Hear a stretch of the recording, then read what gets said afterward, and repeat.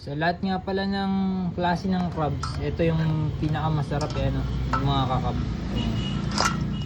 Yung malapit na mag-mold.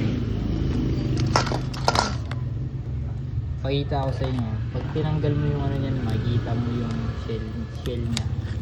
Ayan. Buo pa. Lahat yan, ganyan yun. Meron dyan bakla. Ito. Yan ang kasarapan sa alimango. Durog na yung shell niya. Kasi malambot na yan pamold na. Yan.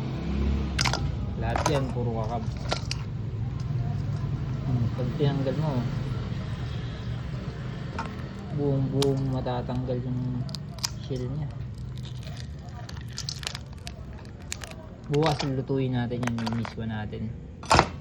Pag niluto yan, magkukulay dilaw talaga yung ano niyan, yung sabaw. Yan puro ganun. Madaming madaming naghahanap ng ganito sa amin, kaso madalang talaga yung mga soft shell. Bihira lang kasi yung timingan lang. Bukas lulutuin ko yan. Tanggalin itong isa.